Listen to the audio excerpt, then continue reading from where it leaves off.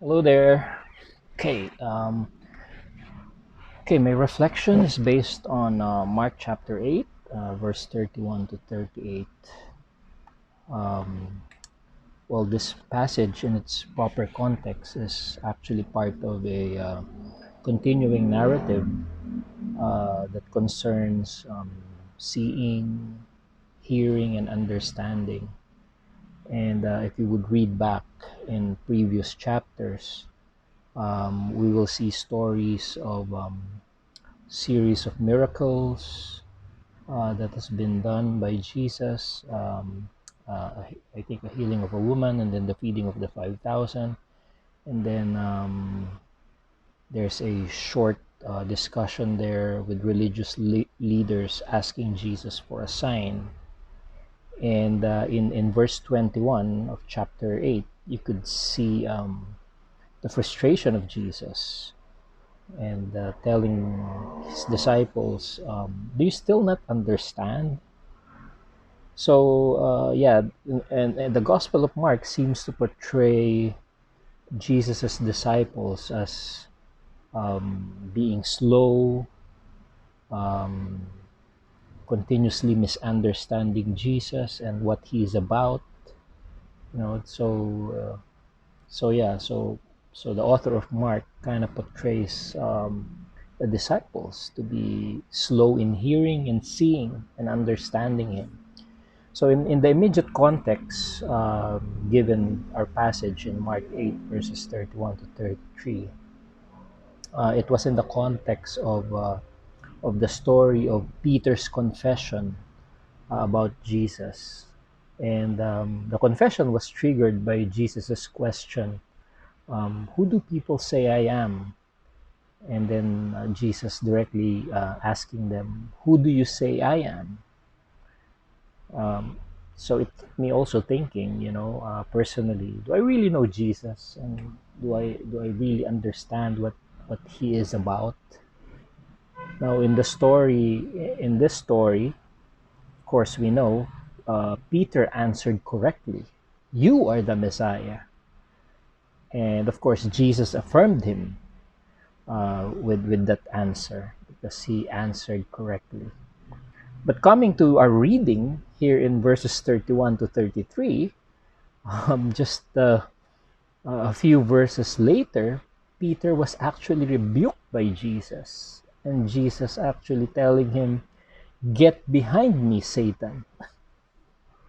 Now, it made all sense to me why Jesus, in that earlier passage, after that confession of Peter, warned them to not to tell anyone about him. That is about the confession of Peter that he is the Messiah.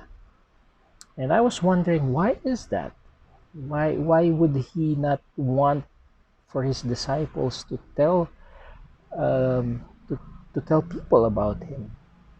Well, it is because Peter once again misunderstood Jesus, and Peter has a different meaning and understanding of what the Messiah is all about. So Peter is still operating in that the very common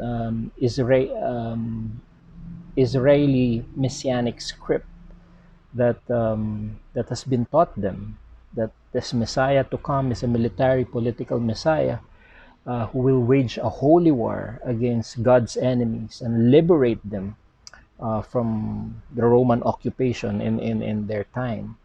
And this Messiah will now establish this theocracy, the kingdom of God.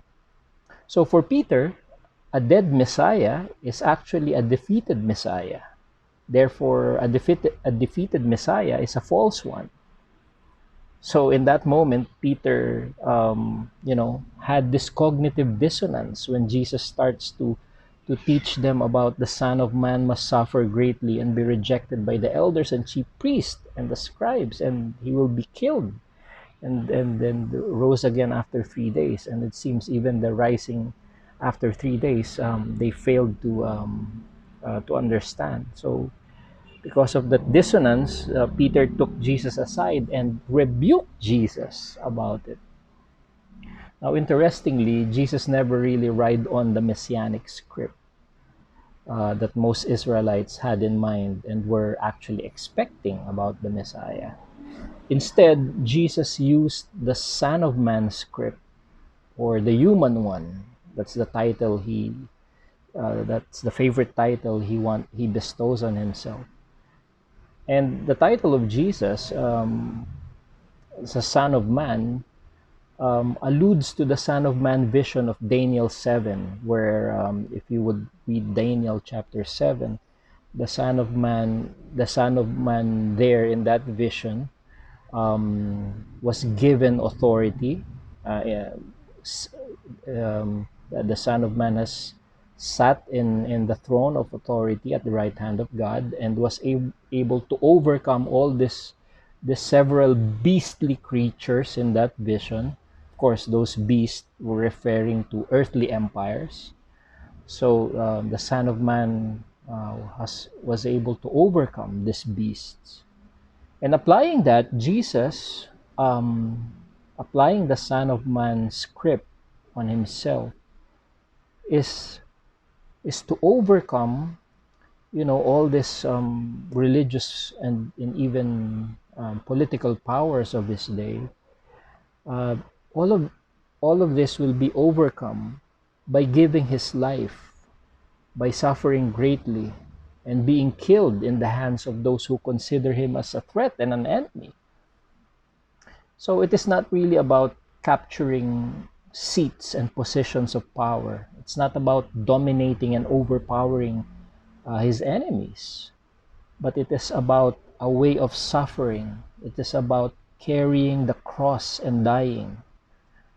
And, it made me realize that the cross here is not really a symbol of defeat, but it is a symbol and an act of resistance. It is refusing to fear death. It is refusing to be intimidated by it, you know, not afraid of death. And, death itself has been defeated on the cross. Like Brian Sandwood used to say, the death of death, death being swallowed up in Jesus' death on the cross. Now, this gives us confidence and hope as we follow Jesus in the way of that cross, to courageously resist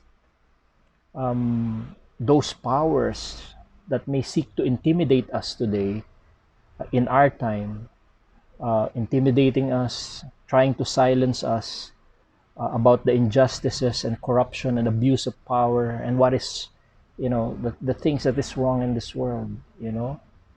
And it gives us hope because as we follow that way of suffering, that way of the cross. So it's not about really, confessions of the right theology, right doctrine, and so on, but it's really a following of that way, struggling.